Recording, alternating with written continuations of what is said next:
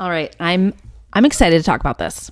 I have a word sitting up here, the word tough. This was a word that was used about one of my own kids to me from another adult. I'll just say that. Another adult in their life that knows my child. Your child is tough. And my gut reaction when I heard this was mama bear mode. Have you ever been in mama bear mode where you're like, what did you just say? How dare you say that about my son? Urgh, like grizzly. And I'm typically not. I'm a very like docile person. I'm very calm. But you come at me and say, your son is tough. Oh, there I said which child it is. It awakened something in me. And I got mama bear mode, but I also am someone who doesn't react quickly. So I sat on it. I went home. I talked to my husband. He wasn't a lot of help. I'm not going to lie. He's like, yeah, he is tough sometimes. And I was like, this is frustrating because part of me knows it. Yeah, he can be tough. Yeah, he can. Sometimes. Okay. But hearing it from someone else, it just sparked something in me because I didn't like it. I didn't like that he was being labeled that. My son does have a diagnosis. My son's autistic, probably has ADHD. We don't have that diagnosis yet, but it would be surprising. Both his father and I do. So I think just biologically, it's like very, very likely. I decided I didn't want to let that label stick with him. I'm okay with the autism and the ADHD label. That's fine. But the tough, I didn't want it the way that it was presented to me as if something were wrong with him, something were broken with him, something I need to go fix him because he's tough. I didn't like it and I wanted to change it. I don't want him to be a tough kid. I want him to be a tough kid. And notice the tone change there. He's not tough. He's a tough kid. I want to help transform him into a kid that is gritty, a kid that has some awareness of himself, a kid that can advocate for what he needs in a way that is respectful. And I want that too. I want my kid to be a tough kid. I want him to be able to take on challenges. I want him to be who he is because he does not need to be fixed because he is not broken. And if you're watching this, there's a chance you have a tough kid. And that this can take on different meanings. Maybe it's your kid has overflowing energy. They are running on a motor. It's like they've got this battery and they are go, go, go. Maybe your kid is easily distracted. Maybe you've been told they cannot focus. Maybe you've noticed they have trouble focusing. Maybe you have the kid who is resistant at school and at home, anything to do with learning or schoolwork, homework. I don't want to do it. I don't like it. It's too hard. You've got that resistant kid. Maybe your kid is downright defiant sometimes. Maybe they're just like, nope, I don't care. I'm not doing it. You might label these kids as tough, but I want to reframe this right now because I'm going to tell you this with my whole heart, not even having met your child. Your child's amazing. Your child was born with greatness inside of them. And these things that seem tough when they're younger often are clues of the amazingness they have in their future. If we can embrace them and learn to channel who they are into positivity, they have such greatness in front of them. So these things that feel hard for us as adults right now, like, oh, it's hard for me to deal with this wiggly kid or this kid who says he doesn't care. There's ways we can work with them to unleash that greatness that is inside of them. Because I promise you, you have a great kid. You have a great kid.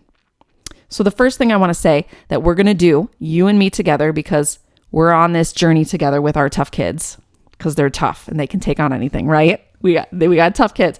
The first thing we are going to do is we are not going to see who they are and how they respond to the world as problems.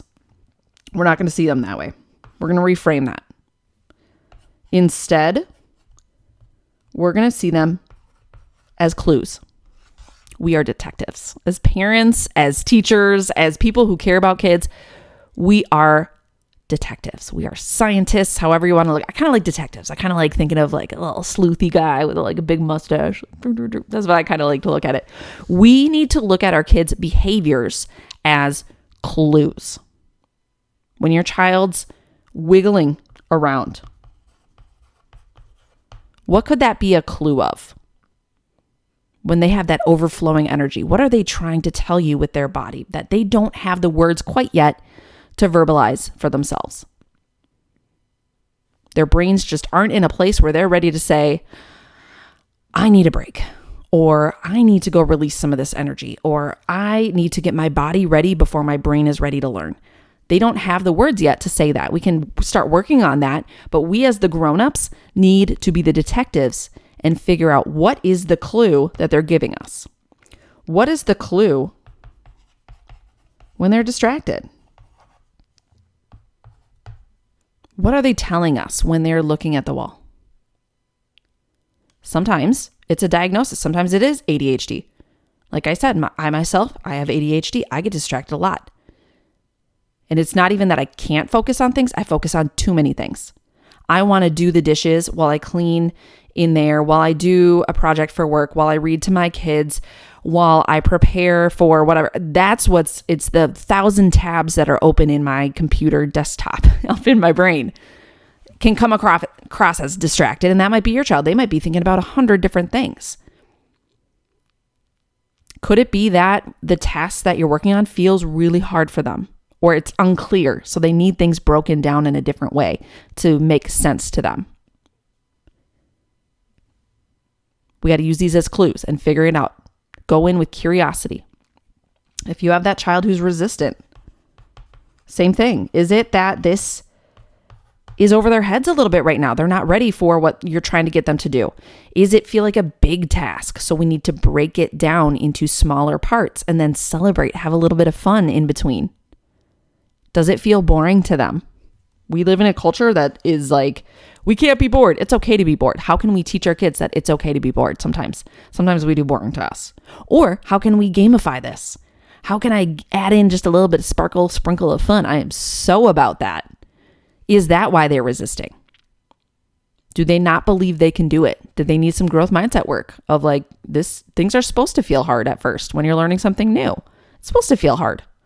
Do they need some exercises and training? If you are inside of our Miss Buddy Reads kit, we have tons of this sprinkled into every lesson. So let me know if you need help finding it. But it's always the get ready section of your mini lessons is us building that growth mindset, every single mini lesson. So let me know if you're inside of our kit, if you need help finding that. Or defiant kids. Why are they defiant? What is making them? Do they feel like they have no control? A lot of times it can come out as defiance and kids feel out of control. So is there a way you can embed a little bit of choice so that they feel like they are in control? Do you want to read under the table or up in your bed? Do you want to have a cup of hot cocoa or a crunchy apple while we do our learning? Something that gives them that feeling of choice, that they have a little bit of control. Because as humans, we love control. A lot of us really want that control. And we feel almost threatened if we don't have it. So a lot of kids will defy if they feel like their autonomy, their ability to make their own decisions is being threatened. It actually does trigger. And I know something I've been reading a lot about is something called PDA. And it's a profile of autism. And then let me say it right. There's two ways to say it. Pathological demand of autonomy. Pathological. Basically, like your fight or flight in your brain is triggered. When you have a PDA profile, your fight or flight of your brain is triggered when you feel like someone's taking your choice away. And this can come across as oppositional defiant disorder, but it's not always, you're not just defying to be defined. They feel like their freedom is getting taken away. And it literally, physically changes the chemistry in their brain and sends the wrong hormones out saying, you're in danger, you're in danger. No, you're not. Someone's saying that it's time to do homework. You're not in danger. You're not going to get eaten by a lion right now. But that is what their brain is signaling to them. So could it be something neurological going on? And how can we learn to do better for our kids? There is a reason I know about this because I myself have a PDA-er in my house. So I've been learning about this. How do I help him thrive when his brain is being triggered a lot more than it should be, sending cortisol through his body when it doesn't need to be, and it's creating this defiant reaction? So if this is your kid, I'm going to be doing more on this because as I learn things, I want to bring it to you and I want to try to help too because I know I'm not the only one. So the big thing here I want you to walk away with right now. First of all, your child is wonderful. They're not broken. They don't need to be fixed. And I say that again, I don't know your child, but I know that because they're human and we're born the way we're supposed to be born with the brains we're supposed to be born with. And life is just learning. We're just learning through life, right? It's not a problem. They're clues. Their behaviors are clues, and we are the detectives. Your children do not have the mental capabilities yet to be their own detectives.